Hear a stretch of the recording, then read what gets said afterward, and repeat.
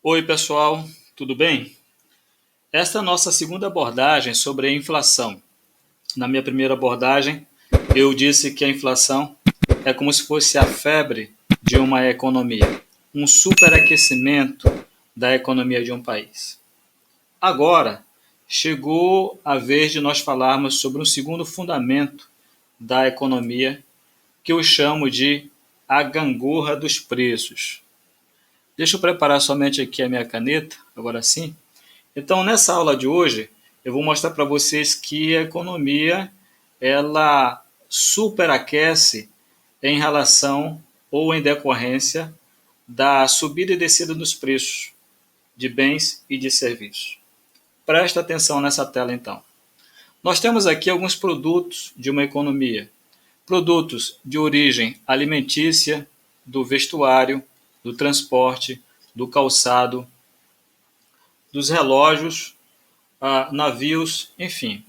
Perceba então que eu tenho dois cenários. Num cenário, eu tenho preços subindo, totalizando aí 5,38 e 6,14, mais 14%. Mais 14%. No outro cenário, eu tenho preços aí que estão caindo. Eu tenho um automóvel que caiu menos 4%, eu tenho um relógio que caiu menos 2%, eu tenho um navio que caiu menos 5%. Eu tenho um total, então, de 4, 2, 6, 6, 5, 11, menos 11% de queda. Então, eu faço a comparação aqui, ó. Mais 14%, deixa eu melhorar isso aqui, né? Tá horrível. Mais 14%, com menos 11%, eu tenho mais 3%. Jogo dos sinais aqui, né? Então, 3% positivo foi a minha inflação nessa minha economia fictícia.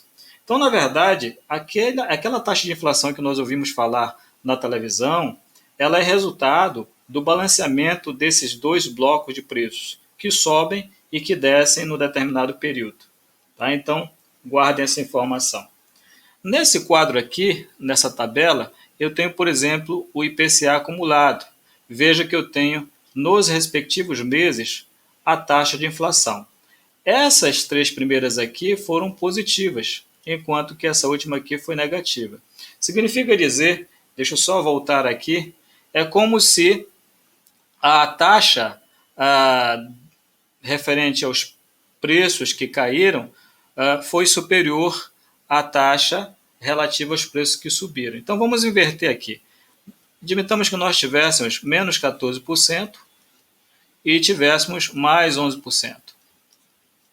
Então essa seria a nossa taxa de inflação, menos 3%. Grosso modo é isso.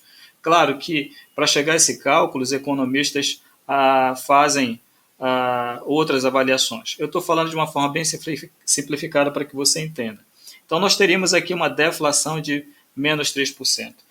É essa deflação que esse indicador aqui, no mês de abril de um ano qualquer, apresentou.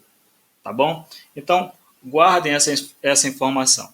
Segundo ponto é que eu tenho a inflação que eu chamo de setorial e eu tenho inflação global.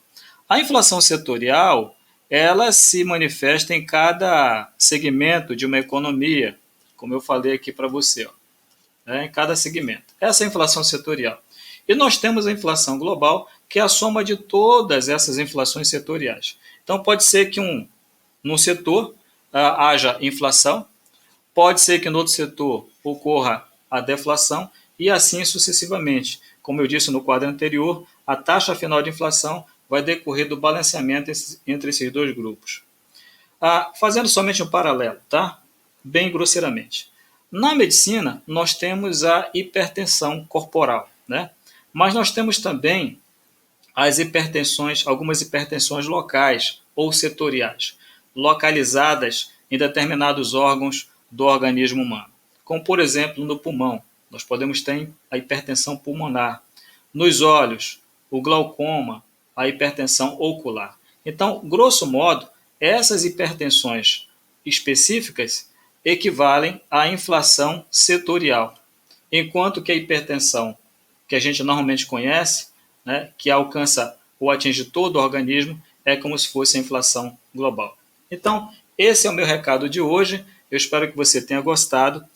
Te convido a se inscrever no meu canal, dar um like aí, e nós daqui a pouco vamos para uma próxima abordagem, a terceira abordagem, falando sobre inflação.